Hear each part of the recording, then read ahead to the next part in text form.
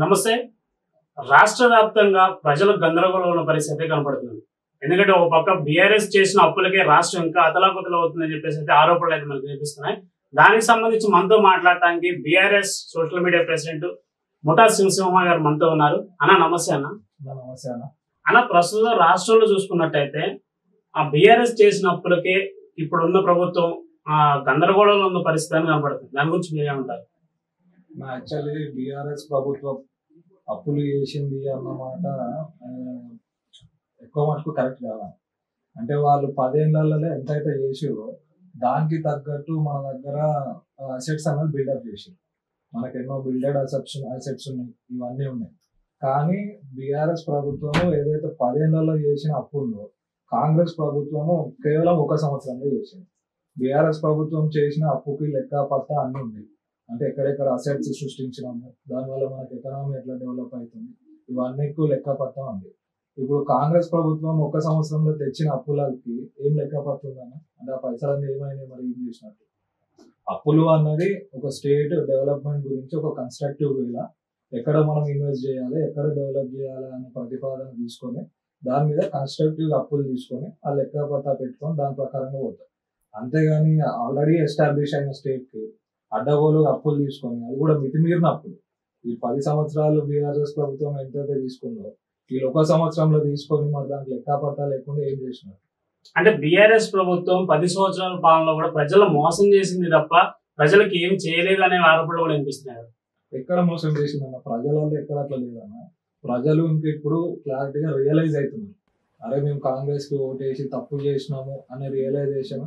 ఇప్పుడు మన గ్రామ సభలు నడుస్తున్నాయి, అందరు కాంగ్రెస్ వాళ్ళని ఉరికిచ్చి వస్తారు జనాలు. ఏం అడుగుతారు అక్కడ? మీరు ఇచ్చిన హామీలు ఏమైనాయి?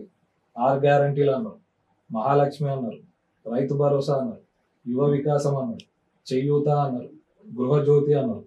ఇవన్నీ ఏమైనాయి? ఈ గ్యారంటీలలో మీరు చెప్పినవి ఏమైనాయి? మహాలక్ష్మి పథకం కింద ఒకటి ఏంది, ఫ్రీ బస్సులు ఒకటి చేసి, ఫ్రీ బస్సు కూడా దాన్ని ఒక కన్స్ట్రక్టివ్ వేలా ఒక ప్రణాళికలో చేయాలి. అంటే ఇప్పుడు ఎంతమంది మన జనాభాలో స్త్రీలు ఎంతమంది ఉన్నారు? ఇప్పుడు ఆబ్వియస్ గా ఫ్రీ బస్ అంటే స్త్రీలు ఎక్కువ వరకు వాడతారనే అంచనా ఎవరికైనా ఉంటుంది.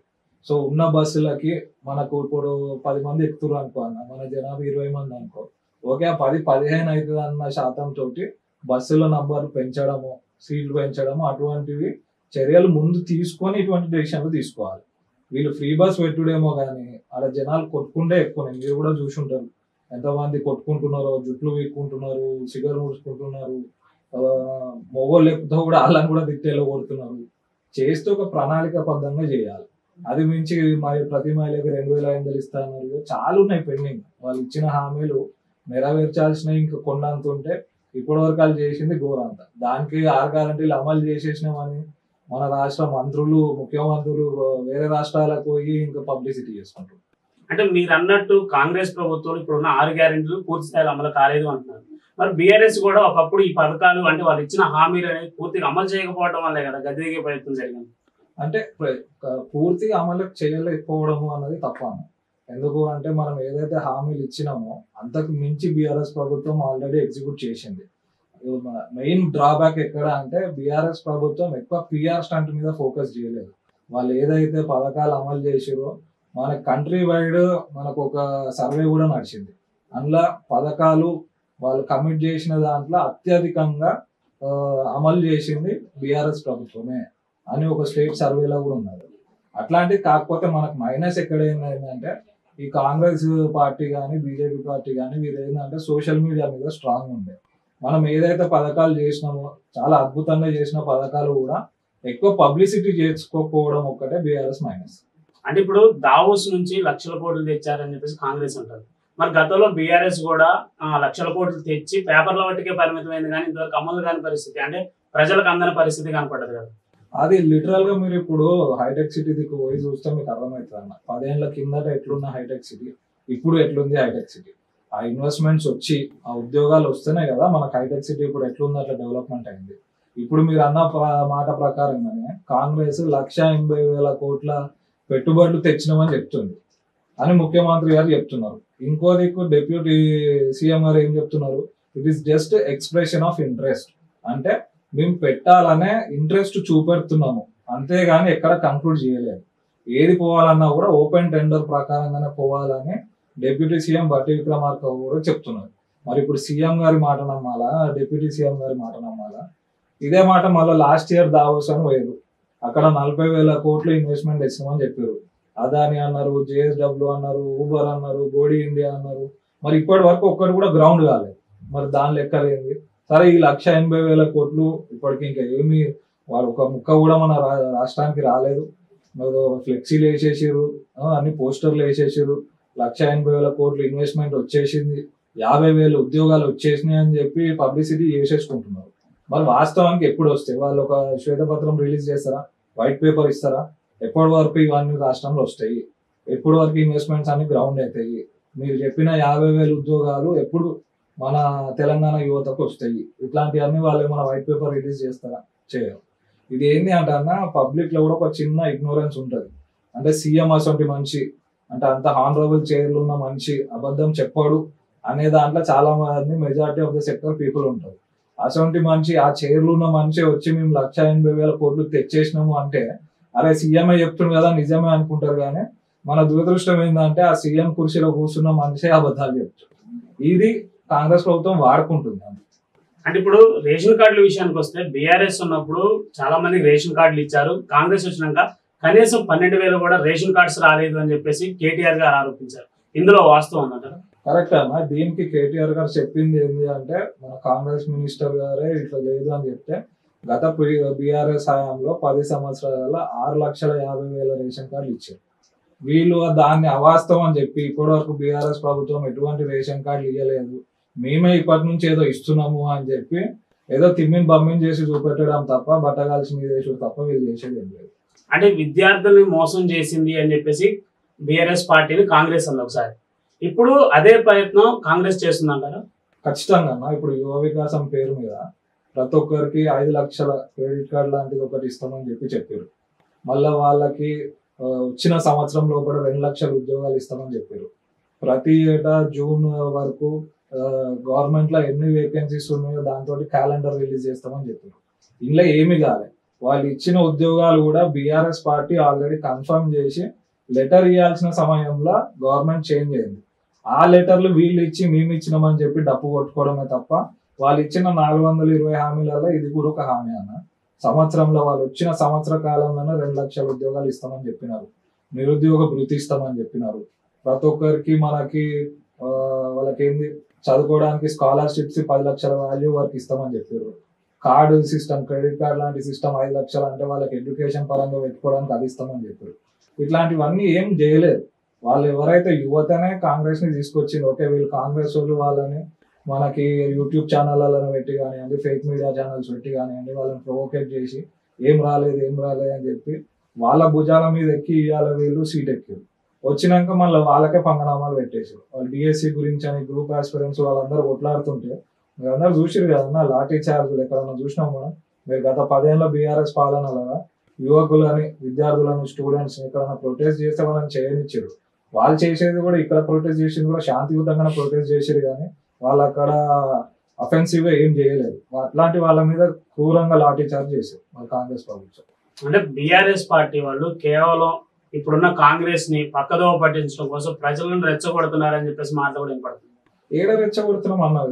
ఇప్పుడు ఏ మాట తీసుకున్నా కూడా దాని వెనకాల బీఆర్ఎస్ ప్రభుత్వం ఉంది అనడం వాళ్ళకి ఇష్టం. అట్లాంటి ఇప్పుడు 10 ఏళ్లలో ఏవైతే ప్రొటెస్ట్లు అయినాయో వాటన్నిటి వెనకాల మరి కాంగ్రెస్ బీజేపీ ఉన్నట్టేనా? అట్లా ఇప్పుడు గ్రామ సభలు జరుగుతున్నాయి. గ్రామ సభలలో గ్రామ ప్రజలు ఉంటారు. వాళ్ళే వచ్చి అందరూ అడుగుతున్నారు. వాళ్ళే వచ్చి పథకాలు ఏమైనా అడుగుతున్నారు.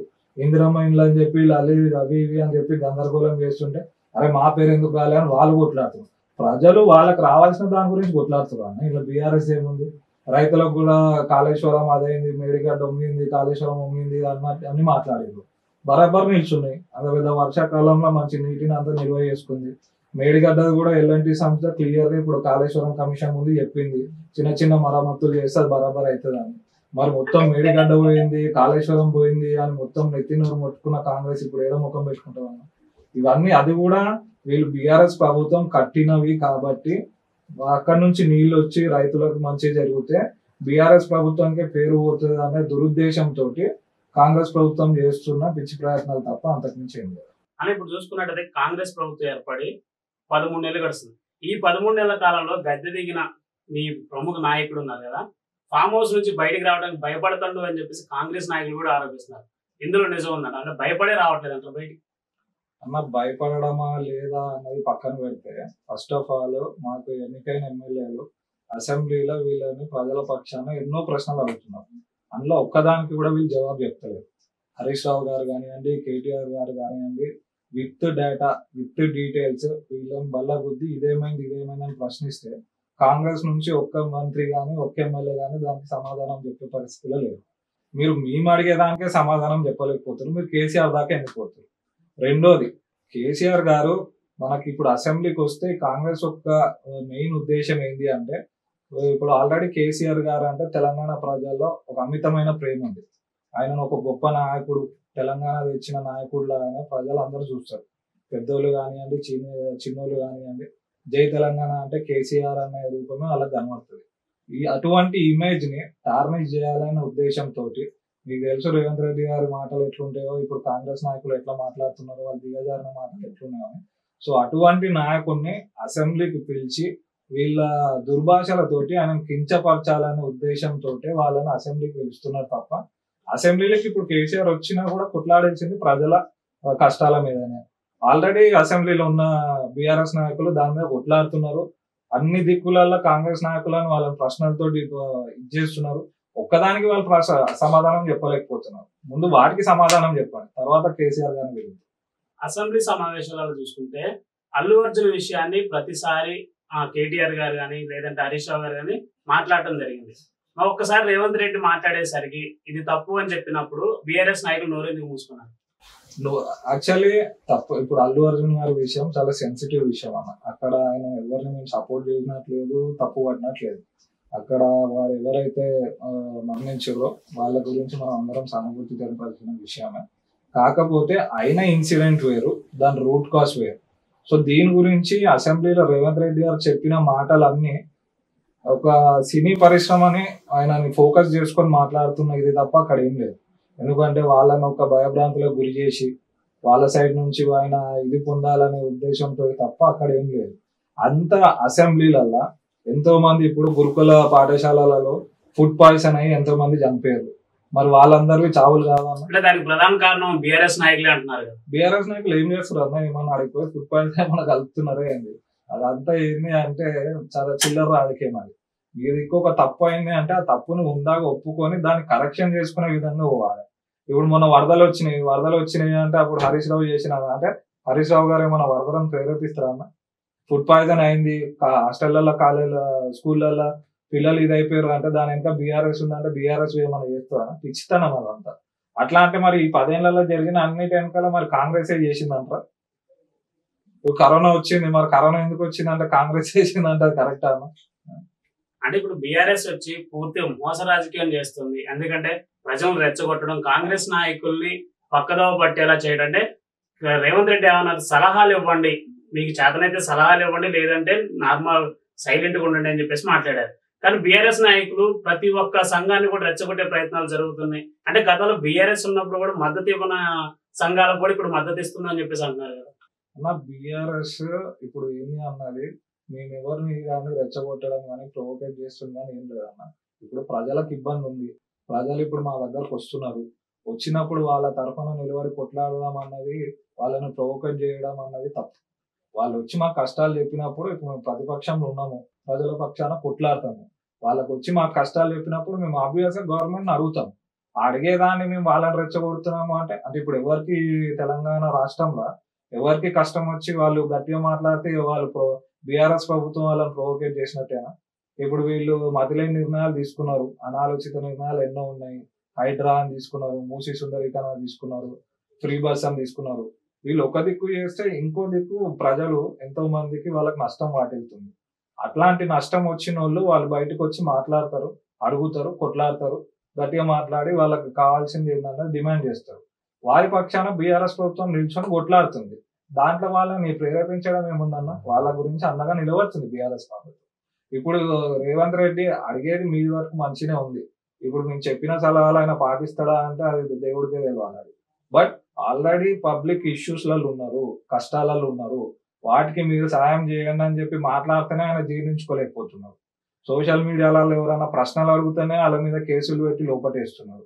అటువంటి రేవంత్ రెడ్డికి మేము ఏది చేసినా కూడా తప్పులానే కనిపిస్తుంది. అంటే ఇప్పుడు చూసుకున్నట్టయితే కాంగ్రెస్ వచ్చిన దగ్గర నుంచి బీఆర్ఎస్ నాయకులు వరుస అరెస్టులు జరుగుతున్నాయి. అంటే వరుస అరెస్టులు అంటే మీరు తప్పు చేశారని అర్థం? తప్పు చేయడం కాదన్న, ఇది కంప్లీట్ గా రివెంజ్ పాలిటిక్స్ అన్నట్టు. ఇప్పుడు ఎవరైతే గట్టిగా మాట్లాడుతున్నారో వాళ్ళ నోరు నొక్కితే బీఆర్ఎస్ పార్టీ ఖతం అవుతుంది అనే ఒక పిచ్చి ఆలోచనతోటి రేవంత్ రెడ్డి గారి ప్రభుత్వం చేస్తున్న అరెస్ట్ ఇవి. ఇప్పుడు మీరు చూసి చెప్పినా ఇంతకుముందు సోషల్ మీడియాలో ఏ చిన్న వ్యక్తి మీరు ఇచ్చిన 6 గ్యారంటీలు ఏమైనా అండి మరి దాని మీద ఏంది అని అడిగితే ఖతం వాళ్ళని అరెస్ట్ చేస్తున్నారు. అంటే అంత ఇన్సెక్యూర్ ఫీలింగ్ లా తెలంగాణ రాష్ట్ర ముఖ్యమంత్రి గారు. మరొకప్పుడు బీఆర్ఎస్ నాయకులు కూడా, అంటే బీఆర్ఎస్ పార్టీ కూడా కాంగ్రెస్ నాయకుడు రేవంత్ రెడ్డిని కూడా అరెస్ట్ చేసిన ప్రయత్నం జరిగింది. దాని రీజన్ వేరు కదన్న. దాని మీద ఆయన ఎన్నో చేసిన అలిగేషన్స్ ఉన్నాయి, దాని వెనకాల ఆయన క్రిమినల్ బ్యాక్గ్రౌండ్ ఉంది. చట్టపరంగానే దేనికన్నా పోయినరు కానీ చట్టాన్ని దాటి ఏది మితిమీరి బీఆర్ఎస్ ప్రభుత్వం ఎప్పుడు లేదు. అంటే ఇప్పుడు చూసుకున్నట్టయితే 6 గ్యారెంటీలు అనేది కాంగ్రెస్ మేము త్వరగా అమలు చేస్తామని చెప్పేసి మాట ఇచ్చింది. అంటే వచ్చిన 100 రోజులలో అమలు చేస్తామని చెప్పేసి సంవత్సరం అయితే గడిచింది. గడిచినాక కూడా కొన్ని అమలు జరుగుతున్నాయని చెప్పేసి ప్రజలు కూడా అంటున్నారు. అలాగే నాయకులు కూడా ప్రతి ఒక్కరిని దగ్గరికి వెళ్ళి మేము పరిశీలిస్తున్నామని చెప్పేసి కూడా అంటున్నారు.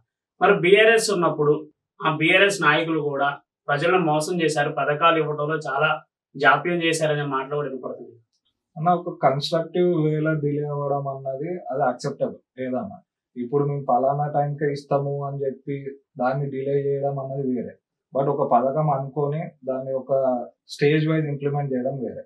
కాంగ్రెస్ కేసు వచ్చి అది కాదు. వాళ్ళు గద్దెనెక్కింది ఎట్లా, మేము 100 రోజులు అంటే 100 రోజులలోనే చేస్తాము, డిసెంబర్ 9కి మేము రైతు రుణమాఫీ చేస్తాము అంటే చేస్తాము, రైతు బంధు ఇస్తామంటే ఇస్తాము అని కరాఖండిగా చెప్తే పబ్లిక్ వాళ్ళని నిజమేమో అని నమ్మి నిజంగానే అట్లా చేస్తారేమో మోసం చేసిందంటారు. చేసింది, ఖచ్చితంగా చేసింది అన్న. ఇప్పుడు 2000 ఇస్తాను పెన్షన్ ఏమన్నాడు, మీరు 9 తారీఖు కాగానే అందరు బ్యాంకులలో పోయి 4000 రూపాయలు తెచ్చుకొని పెన్షన్ అన్నారు. ఇప్పటివరకు ఇచ్చిందా పెన్షన్?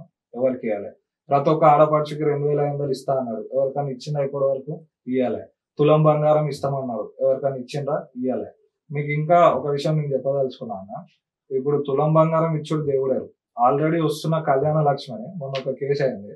కళ్యాణ లక్ష్మి మన 1,10,000 ఏవైతే వస్తాయో దాంతో తులం బంగారం ఇస్తామని చెప్పి గద్దెనెక్కింది కాంగ్రెస్ ప్రభుత్వం.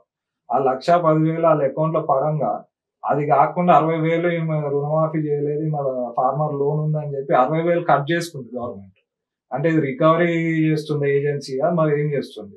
ఇంకో కేసు మన ఎవరో ఒక ముసలాయన వాళ్ళ కొడుకు మన ఇది ప్రాపర్టీ ట్యాక్స్ కట్టలేదు అంటే ఆమెకు వచ్చే పెన్షన్ ఆపేసి, నువ్వు 4,000 పెన్షన్ ఇస్తా అన్నది పోయి ఆ 2,000 పెన్షన్ కూడా నువ్వు ప్రాపర్టీ ట్యాక్స్ కి సమం చేసుకుంటావు. అంటే ఇది రేవంత్ రెడ్డి ప్రభుత్వం ఎట్లుందంటే ప్రజలకు ఇచ్చేది పక్కన పెట్టి ప్రజల నుంచి గుంజుకునేది ఉంది. అంటే ఎవరికైనా రికవరీ చేస్తున్నాడు, మరి బ్యాంకులకు చేస్తున్నాడా, దేనికి చేస్తున్నాడా? అంటే ఇప్పుడు రానున్న రోజులు 6 గ్యారెంటీలు అనేది పూర్తి స్థాయి అమలు అయితే అంటారా, లేదంటే ఇలాగే కాలయాపన చేస్తున్నారా? అమలు కావాలనే మేము కూడా కొట్లాడుతున్నాం అన్న. మేము ప్రజలకు మంచి అయితే మాకు సంతోషమే, మేము అమలు కావాలనే కోరుకుంటాము. రేవంత్ రెడ్డి ప్రభుత్వం, కాంగ్రెస్ ప్రభుత్వం అట్లా చేస్తే మేమే ఇంకా అలా మెచ్చుకుంటాము. బట్ వాళ్ళు చేయలేరు అన్నదాన్ని మేము ప్రజలకి తీసుకుపోతున్నాము. మితిమీరిన హామీలు వాళ్ళు ఇచ్చేసినారు.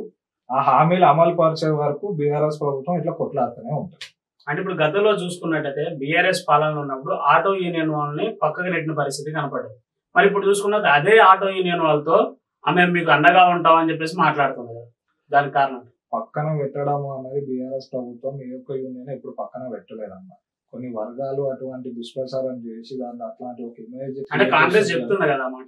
ఇట్లా కాంగ్రెస్ అట్లా 100 చెప్తుంది అన్న. నేను కూడా ఇప్పుడు కాంగ్రెస్ ఎన్నో చేసిన అవన్నీ చెప్తున్నా, అవన్నీ కాంగ్రెస్ ఒప్పుకుంటాను. అట్లా కాదు ఇట్లా కాదు అట్లా అని 100 చెప్తుంది. ఇది ఏంటి అంటే ఒక పార్టీ దాని ఒక ఇంటెన్షన్ క్రియేట్ చేయడానికి ఈ యూనియన్ తప్పుదో పట్టించారు అట్లా ఇట్లా అని చెప్పి ఇచ్చేస్తారు. ఇప్పుడు ఆటో యూనియన్ ఏంటంటే వాళ్ళు క్లియర్ గా అన్యాయం అయింది కాబట్టి ఆటో యూనియన్లే వచ్చి మాకు ఇట్లా అన్యాయం అయింది, ఎంతో మంది ఆటో అన్నాలు చచ్చిపోయారు, సూసైడ్లు చేసుకున్నారు. వీళ్ళు ఫ్రీ బస్ అనే పథకం పెట్టడం వల్ల వాళ్ళ గిరాకీ లేక వాళ్ళ ఇల్లులు గడవక నెలకు రేషన్ రాక సూసైడ్ చేసుకున్న దాఖలాలు ఉన్నాయి. అటువంటి వారి పక్కన ఇప్పుడు బీఆర్ఎస్ పార్టీ నిలబడి కొట్లాడుతుంది. అది జీర్ణించుకోలేకనే ఇప్పుడు పాత అనేది అవుతుంది. కానీ నువ్వు ప్రజెంట్ ఏదైతే అన్యాయం చేస్తున్నావు ప్రజలకు దాని మీద మాట్లాడాలి కదా, నువ్వు దాని మీద ఎందుకు మాట్లాడతావు?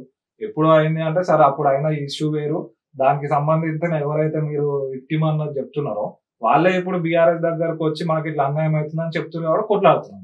ఇంకా చూసుకున్నట్టయితే ఆ ఈ 42 అంటే 42% ఇచ్చేసి బీసీలకు రిజర్వేషన్ ప్రకారంగా స్థానిక ఎన్నికలు అంటే పంచాయతీ ఎలక్షన్ జరుగుతాయని చెప్పేసి అన్నారు. మరి లేట్ కావడానికి గల కారణం ఏంటంటే అంటే వాళ్ళకి ఇప్పుడు అర్థమైపోయింది అన్న. మీరు ఇప్పుడు గ్రౌండ్ లో చూస్తే కూడా గ్రామ సభలు ఎక్కడెక్కడ అవుతున్నాయో ప్రతి దగ్గర కూడా కాంగ్రెస్ వ్యతిరేకంగానే ఉన్నారు ప్రజలు. మీరు ఏ ఒక్క హామీ తీసుకున్నా కూడా రైతు బంధు రాలేదు, రైతు భరోసా రాలేదు, పెన్షన్ రాలేదు. మీరు ఏ ఒక్క వాళ్ళ గ్యారంటీ తీసుకున్నా కూడా గృహజ్యోతి రాలేదు. ఎక్కడ కూడా వాళ్ళు అమలు చేయలేదు. సో వీళ్ళు వచ్చింది ఎట్లా, మేము వచ్చిన 100 రోజులలోనే అన్ని హామీలు అమలు చేస్తాము అని చెప్పి వీళ్ళు గద్దెనెక్కి సంవత్సరం 13 నెలలు అయిపోయింది. ఇప్పటి వరకు వాళ్ళు చెప్పిన దాంట్లో 10-15% కూడా అమలు కాలేదు. సో ఆబ్వియస్ గా ప్రజలే వ్యతిరేకిస్తారు అన్న, తిరుగుబాటు చేస్తారు. అట్లనే చేస్తారు. ఇప్పుడు మీరు చూస్తున్నారు కదా, ప్రజలే ఉరికించి కొడుతున్నారు. ఇంకా కొన్ని దగ్గర అయితే ప్రజలు మాకు ఇది రాలేదు, ఇందిరామిన్లలో ఒకరి పేరు తీసి ఇంకొకరిది పెట్టి ఉన్నోళ్ళది కొట్టేసి వేరే వాళ్ళని పెడితే అరే ఏంది భయ్ ఇట్లా మా పేరు లేదా అంటే అక్కడ ఉన్న కాంగ్రెస్ కార్యకర్తలే ప్రజల్ని కొడుతున్నారు. వీళ్ళందరికీ పోలీసు వాళ్ళు అడ్డుంటున్నారు. మన ఒక వీడియో కూడా మీరు చూసి ఉంటారు, సోషల్ మీడియాలో వైరల్ అయింది. వాడు కూడా అరుస్తుండే అని తీసుకొని లోపల ఏంటి అంటున్నారు అక్కడ సంబంధించి. అంటే అసలు ఏంది అంటే పోలీసు సభల ఇవి గ్రామ సభల, ఇప్పుడు పబ్లిక్ తోటి మాట్లాడే సభలలో అంతగానం పోలీస్ పవర్ ఎందుకన్నా? అంటే పబ్లిక్ తిరగబడుతున్నారు కదా, తిరగబడి వాళ్ళ నాయకులను ఎడగొడతారన్న భయంతో వాళ్ళు పోలీసులను పెట్టుకొని రాజకీయం నడిపిస్తారు. అంటే ఇప్పుడు పంచాయతీ ఎన్నికలలో బీఆర్ఎస్ ముందుకు వస్తుందంట. ఖచ్చితంగా పంచాయతీ ఎన్నికలలో బీఆర్ఎస్ విజయం చూసి తెలంగాణ రాష్ట్రం మొత్తం ఇప్పుడు కన్ఫ్యూజన్కి వస్తుంది. అరే అవును కాంగ్రెస్ ఓటేసి మేము తప్పు చేసినాము అన్నది ఈ పంచాయతీ ఎలక్షన్ రిజల్ట్ నుంచి యావత్ తెలంగాణ తెలుసుకుంటారు. మరి ఒకవేళ పంచాయతీ ఎలక్షన్ లో గెలుస్తారు, గెలిచినాక మీ సర్పంచ్లు అందరూ మళ్ళీ అధికారంలో ఉన్న పార్టీలోకి రావాలని గ్యారెంటీ ఉందా? ఖచ్చితంగా ఉంటది అన్న. ఇప్పుడు ఆల్రెడీ మీరు చూస్తే కొడంగల్ సీఎం గారి సొంత నియోజకవర్గంలోనే కాంగ్రెస్ పార్టీ నుంచి బీఆర్ఎస్ పార్టీలోకి చేరుతున్నారు. మరి దాన్ని మీరు ఎట్లా చూస్తారు? అంటే కాంగ్రెస్ పార్టీ ఒక విధి విధానాలు బాగాలేవు అని చెప్పి అక్కడ ఉన్న నాయకులు ఇక్కడికి వస్తారు, అది కూడా సర్పంచ్ ఎలక్షన్ లో ముందే. అటువంటి పరిస్థితులలో గెలిచిన వాళ్ళు ఆడికెందుకు పోతారన్న? కాంగ్రెస్ విధి విధానాలు ఆల్రెడీ తెలిసింది కాబట్టి ప్రజలందరూ దాన్ని వ్యతిరేకిస్తున్నారు. సో అటువంటి అప్పుడు గెలిచినోడు ఇంకా గట్టిగా నిలబడి కాంగ్రెస్ గల్లబట్టి కొట్లాడతారే తప్ప మళ్ళీ కాంగ్రెస్ మోచేతి. అంటే సర్పంచులు దాకా ఎందుకు, గెలిచిన ఎమ్మెల్యేలే పోయారు కదా, మళ్ళీ వస్తున్నారు కదా, ఇప్పుడు చూస్తున్నారు కదా ఎవరైతే పోయినరో. ఇప్పుడు మీ పేర్లు ఎందుకు కానీ మీకు ఆల్రెడీ తెలుస్తుంది మీడియాలో. పోయిన వాళ్ళందరూ కూడా వాళ్ళ కాంగ్రెస్ ని వాళ్ళు తిడుతున్నారు. మీరు చేసేది తప్పు బాబు, హైదరాబాద్ అది తప్పు, మూసీ అది తప్పు, మీరు ఇట్లా చేసేది లేకుండా మీరు అట్లా వాళ్ళకే పడతలేదు. మెల్లమెల్లగా ఇటు వచ్చే ప్రయత్నాలు కూడా చేస్తున్నారు కదా, పోయిన వాళ్ళు రియలైజ్ అవుతారు కదా ఆల్రెడీ. అంటే ఇప్పుడు పార్టీ మద్దతుతో గెలిచిన ఒక ఎమ్మెల్యేలు మళ్ళీ అధికారం ఉన్న పార్టీలో పోవడం ఎంతవరకు కరెక్ట్ అంటారు? అది తప్పు అన్న, ఎంతవరకైనా తప్పు. అది ఎందుకు అంటే ఒక పర్పస్ గురించి ఏదన్నా ఒక అనుకున్న దాన్ని సాధించడం గురించి పోవడం వేరు, బట్ కేవలం వ్యక్తిగత ప్రయోజనాల గురించి పోవడం అన్నది వేరు. ఇప్పుడు ఒకప్పుడు మీరు అన్న బీఆర్ఎస్ పార్టీలో కూడా అప్పుడు వచ్చినారు కదా అంటే అప్పుడు తెలంగాణ దీనికి ఫార్మేషన్ దాని గురించి ప్రతి ఒక్కరు కూడా అందులో కంట్రిబ్యూట్ చేసి వాళ్ళ నాలెడ్జ్ వాళ్ళ ఎక్స్పీరియన్స్ చేసి మన స్టేట్ ని గ్రో చేసుకునే ఉద్దేశంతో అప్పుడు ఎంతమంది వచ్చారో వాళ్ళందరినీ కూడా కలుపుకోనివ్వండి. ఎందుకంటే అప్పుడు మన ఫ్రెష్ స్టేట్ అంతా కలెక్టివ్ గా పోవాలనే ఉద్దేశంతో ఎంతో మంది సీనియర్లు వచ్చారు, వాళ్ళ ఎక్స్పీరియన్స్ కూడా స్టేట్ డెవలప్మెంట్ అవసరం కాబట్టి కలుపుకోనివ్వండి. ఇప్పుడు ఆల్రెడీ ఎస్టాబ్లిష్ అయిన స్టేట్ మీద నువ్వు వేరే పార్టీ గెలిచినాక అటు పోతున్నావు అంటే కేవలం మీ అసెట్స్ కాపాడుకోవడానికో లేకపోతే మీ ప్రయోజనాల గురించి మీరు పోవడమే తప్ప ఒక స్ట్రాంగ్ ఒపీనియన్ ని మీరు బలపరచుకోవడానికి అయితే పోలేదు. అంటే ఇప్పుడు అధికారం కోసమే పార్టీలు మారుతున్నారంటారా? ఆబ్వియస్లీ అన్న, డిపెండ్స్ ఆన్ ఇండివిజువల్. ఇప్పుడు ఒక్కొక్క ఎమ్మెల్యే అందరూ అట్లనే అనుకోలేము. ఒకరు అధికారం గురించి అనుకోవచ్చు, ఒకరు ఇంకో దాని గురించి అనుకోవచ్చు, ఒకరు పదవి గురించి అనుకోవచ్చు. It depends on each individual. మరి అధికారం కోసం పోయారు అనుకుంటే మరి ప్రజలు మోసం చేసినట్టే కదా, నమ్మకంతో ఓట్లేసిన ప్రజలు. ఖచ్చితంగా అన్న, అందుకే కదా బీఆర్ఎస్ ప్రభుత్వం ఇప్పుడు ఎందుకు కొట్లాడుతుంది. అట్లా ఎవరైతే బదిలీ అయ్యారో వాళ్ళ మీద అనర్హత వేటు పడాలి, మళ్ళా బై ఎలక్షన్ రావాలి. అది కూడా మేము ఖచ్చితంగా వస్తుందని నమ్ముతున్నాం, మాకు న్యాయం వస్తుందని నమ్మకం ఉంది. ఖచ్చితంగా బై ఎలక్షన్ వస్తుంది ఈసారి. మళ్ళీ వస్తే కనుక ఖచ్చితంగా బీఆర్ఎస్ నాయకులనే ప్రజలు భారీ మెజార్టీతో గెలిపిస్తారని నమ్మకంతో ఉన్నాం. ఇప్పటి వరకు అయితే కేసీఆర్ గారు అయితే ఫామ్ హౌస్ నుంచి బయటికి రాలేదు. మరి రానున్న రోజుల్లో వస్తారా, లేదంటే ఈ 4 ఏళ్ల వరకు అట్లే వెయిట్ చేస్తారు ఫామ్ హౌస్ లో? ఖచ్చితంగా వస్తారన్న. కేసీఆర్ గారు ఆల్రెడీ ముందు కూడా చెప్పినారు, కొత్త ప్రభుత్వము వాళ్ళకు 1 సంవత్సర కాలం టైం ఇవ్వాలి. అది కూడా మళ్ళా ఆయన హెల్త్ పరంగా కూడా ఆయన కొంచెం డౌన్ ఉండే. ఈ కలెక్టివ్ రీజన్స్ వల్ల ఆయన బయటకు రావట్లేదు. బట్ అక్కడ ఉన్నప్పుడు కూడా ఆయన యాక్టివ్ పాలిటిక్స్ లోనే ఉన్నారు. అందరూ నాయకులు అక్కడికి వెళ్తున్నారు, ఎక్కడెక్కడ ఎట్లా చేయాలని ఆయన దిశానిర్దేశం చేస్తున్నారు. ఎప్పటికప్పుడు ప్రజలకు ఏం కష్టాలు ఉన్నాయి అది దాని రిపోర్ట్ తెప్పించుకుంటున్నారు, చూస్తున్నారు. బయట ఏ బీఆర్ఎస్ నాయకుడు ఏ మీడియా ముందు వచ్చి మాట్లాడుతున్నా కూడా దాని వెనకాల కేసీఆర్ గారి ఇన్పుట్స్ ఖచ్చితంగా ఉంటాయి. సో ఆయన యాక్టివ్ పాలిటిక్స్ లేరు అనడము తప్పు. ఆయన ఖచ్చితంగా ఉన్నారు. బట్ టైం వస్తుంది, ఖచ్చితంగా ప్రజలకు వస్తారు. అప్పటి నుంచి తెలంగాణ రాజకీయం మారుతుంది. అంటే ఇప్పుడు చూసుకున్నట్టయితే కాంగ్రెస్ వచ్చే ముందు నుంచి కూడా కవిత అరెస్ట్, అంటే లిక్కర్ కేసులో కవిత గారి అరెస్ట్, తర్వాత ఈ కార్ రేస్ అని చెప్పేసి కేటీఆర్ గారు అరెస్ట్, ఇప్పుడు హరీష్ రావు గారికి టార్గెట్ వేశారు. అంటే నెక్స్ట్ కేసీఆర్ గారికి వేస్తారా టార్గెట్? కేసీఆర్ గారిని టచ్ చేసేంత దమ్ము ఎవరికి లేదు, కాంగ్రెస్ కి అసలే లేదు. ఇప్పుడు మీరు కేటీఆర్ గారిని అనుకుంటే కూడా అది కూడా పసలేని కేసు. ఫార్ములా ఈ రేస్ కేసు అన్నది మొన్న అయితే కూడా ఒకటి కేటీఆర్ గారి మీద కేసు నడిపేయాలని ఎన్నో కోట్ల రూపాయలు ఖర్చు పెడుతుంటే, అరే బాబు నా గురించి పైసలు ఖర్చు పెట్టకండి, మీరు ఫేస్ టు ఫేస్ రండి, లైవ్ డిటెక్టర్ అంటే లైవ్ లో లైవ్ డిటెక్టర్ పెట్టి మాట్లాడదాము, రేవంత్ రెడ్డికి దమ్ముంటే రండి అని కేటీఆర్ గారు ఓపెన్ ఛాలెంజ్ చేశారు. మరి దాని మీద తీసుకోవచ్చు కదా, నిజంగానే అంత నిబద్ధత ఉంటే, నిజంగానే మీరు అందులో ఏదో స్కామ్ జరిగిందని నమ్మితే ప్రజల ముందుకు రండి. లైవ్ డిటెక్టర్ అని ఏ నాయకుడు అంత ఓపెన్ గా ఛాలెంజ్ చేయడు unless until it is KTR. అందులో తప్పు చేయలేదు అని ఆయనకు అంత నమ్మకం ఉంది, అంత వాస్తవం ఉంది కాబట్టి ఆయన ఓపెన్ గా ఛాలెంజ్ చేసిండు. బట్ అది యాక్సెప్ట్ చేయాలి కదా మరి నిజంగా గవర్నమెంట్ లో ఏమన్నా అట్లా ఉంటాయి. అంటే ఇప్పుడు ప్రభుత్వ పథకాలు అనేవి పూర్తి స్థాయిలో అమలు కావట్లేదు అని చెప్పేసి ప్రజల నుంచి కొన్ని ఆరోపణలు అయితే మనకు వినపడతాయి. మరి రానున్న రోజులు అమలు చేస్తారు అంటారా, లేదు అంటే ఇలాగే కాలయాపన చేసి ప్రజలు మళ్ళీ వచ్చే ఎలక్షన్ లో గెలిచే ప్రయత్నం కోసం ఇవన్నీ ముందుకు నడుపుతున్నారు? ఖచ్చితంగా అన్న వాళ్ళు కాలయాపన అన్నది ఉంది. కాకపోతే మేము కూడా వాళ్ళు ఇచ్చిన హామీలు నెరవేర్చాలని కోరుకుంటాము. బట్ నెరవేర్చలేని పరిస్థితిలో ఖచ్చితంగా వాళ్ళని ఎండగడతాము, ప్రజల పక్షాన నుండి వాళ్ళతో కొట్లాడతాం. అంటే ఇప్పుడు హైడ్రా విషయానికి వచ్చేసరికి హైడ్రాకి సంబంధించి కొన్ని వందలాది ఇళ్లను అయితే కూల్చేసి అవి అక్రమంగా కట్టారు అని చెప్పేసి, మరి వీటికి సంబంధించి బీఆర్ఎస్ చాలా వరకు అప్రూవల్ చేసింది, చాలా మందికి పట్టాలు ఇచ్చింది అని చెప్పేసి వాదనలు నిలబడుతుంది. ఇందులో వాస్తవం అంటారు అన్న? బీఆర్ఎస్ హయాంలో కూడా ఒక 20% అయి ఉండొచ్చు, కానీ చాలా మటుకు వీళ్ళు ఏవైతే కూలగొట్టిరో అది కాంగ్రెస్ హయాంలో ఉన్నప్పుడు ఇచ్చినాయి అని ఎన్నో రిపోర్ట్స్ వచ్చినాయి. ఒక 80% వరకు వాళ్ళు కాంగ్రెస్ ప్రభుత్వం ఉన్నప్పుడే వాళ్ళు ఇచ్చిన అప్రూవల్స్ ప్రకారంగా ఇప్పుడున్న కన్స్ట్రక్షన్స్ వాళ్ళు కూలగొట్టారు. సెకండ్ది అది కూడా హైడ్రా అన్నది ఒక కన్స్ట్రక్టివ్ వేలో పోవాలన్న, ప్రతి దానికి ఒక ప్లానింగ్ ఉంటుంది, ఒక స్ట్రాటజీ ఉంటుంది, ఒక కలెక్టివ్ వేలో పోవాల్సిన అవకాశం ఉంటుంది. ఇప్పుడు వాళ్ళు నిజంగానే అట్లాంటిది ఏమైనా చేయాల్సి ఉంటే అక్కడ పరిసర ప్రాంతాలలో ఎవరు ఉంటున్నారో వాళ్ళని రీలొకేట్ చేసి వాళ్ళకు ఒక ఇల్లు అట్లాంటివి సమకూర్చి తర్వాత కూలగొట్టాలి. మీరు ఇచ్చిన 6 గ్యారెంటీలు 100 రోజుల్లో చేయాల్సిన అవి పక్కన పెట్టేసి అసలు పేపర్లో లేని హైడ్రా, మూసీ సుందరీకరణ ఇవన్నీ హడావిడిలో తీసుకొచ్చి చేయాల్సిన అవసరం ఏముందన్న? అంటే వీళ్ళు ఏంటి అంటే కొన్ని వర్గాలను భయపెట్టి అక్కడి నుంచి వాళ్ళని ఇది చేసుకోవాలనే ఉద్దేశం తప్ప వేరేదేం లేదు. ఇప్పుడు నిజంగానే చేయాలంటే వాళ్ళు ఒక ప్రాసెస్ ఓరియంటెడ్ గా చేయొచ్చు. ఎంతో మంది జీవితాలు రోడ్డు మీదకి వచ్చేసినాయి. వాళ్ళు ఏమో పెద్దవాళ్ళు హేమాహేమీలు కాదు, చిన్న చిన్న బిజినెస్లు చేసుకుంటున్నట్టు. మరి పెద్ద వాళ్ళు మరి సీఎం గారు తమ్ముడు అసంటోళ్ళు ఇల్లు మీద ఒక గీత కూడా పడలేదు. మరి అవన్నీ కూడా FTL బఫర్ జోన్లు ఉన్న ఇల్లులే, నోటీసులు కూడా పోయినాయి. ఇప్పటి వరకు ఒక గీతన పడ్డది అన్న ఇంటి మీద. అంటే ఇటు పేరు మీద లక్షల కోట్లు అనేది తెచ్చి వెనకేసుకోవడం ఉన్నది అంతే అన్న. ఇప్పుడు ఏంటంటే నేను ఇప్పుడు అభ్యర్థి చెప్పాలంటే ఇప్పుడు ఇస్తావా కూలగొట్టాలా అనే ఈక్వేషన్ మీద నడుస్తున్నది. అరే ఒక దిక్కు అన్ని కూలగొడుతురు, బడా వాళ్ళ దగ్గర వీళ్ళు అయిపోయి మాది కూడా కూలగొడతారేమో అనే ఒక బ్లాక్ మెయిలింగ్ రాజకీయం అంతే. ఆల్రెడీ మీరు చూస్తున్నారు హైడ్రా పేరు మీద కానివ్వండి, మూసీ పేరు మీద కానివ్వండి, Congress lower level leaders already పోయి బ్లాక్ మెయిల్ చేసి కొన్ని పైసలు తీసుకొని నాకు ఇస్తే మీ ఇల్లు కూలగొట్టరు, నా ఇస్తే నీకు ఏం మార్కింగ్ చేయకుండా చూసుకుంటాను అని ఎన్నో నడుస్తుంది. Congress is well known for it's corruption. మనం అప్పుడు చూసిన కరప్షన్ ఇప్పుడు మళ్ళీ వస్తుంది, అంతకుమించి ఏం లేదు అన్న. కాంగ్రెస్ వచ్చిన దగ్గర నుంచి విగ్రహాలు మార్చడు, పేర్లు మార్చడే జరుగుతుంది. గతంలో చూసుకున్నట్టయితే బీఆర్ఎస్ వచ్చినప్పుడు కూడా విగ్రహం పెట్టినప్పుడు సేమ్ కవితలాగే ఉంది అని చెప్పేసి చాలా చోట్ల వినపడ్డాయి. అంటే బీఆర్ఎస్ నాయకుల నోటి నుంచి కూడా వచ్చిన సందర్భాలు ఉన్నాయి. మరి ఈ రెండింటికి తేడా ఏందంటారు? అది చాలా తప్పు అన్న. మనము బీఆర్ఎస్ ప్రభుత్వంలో ఎక్కడైతే తెలంగాణ తల్లి విగ్రహం పెట్టిండ్రో యావత్ తెలంగాణ మహిళల ఒక ఇది రిఫ్లెక్ట్ అయ్యే విధంగా పెట్టిరే తప్ప ఒకరిని ఉద్దేశించి పెట్టింది కాదు. మీరు చూసి ఉంటారు, మనం తెలంగాణ తల్లిని ఒక దేవతలాగా చూస్తాం.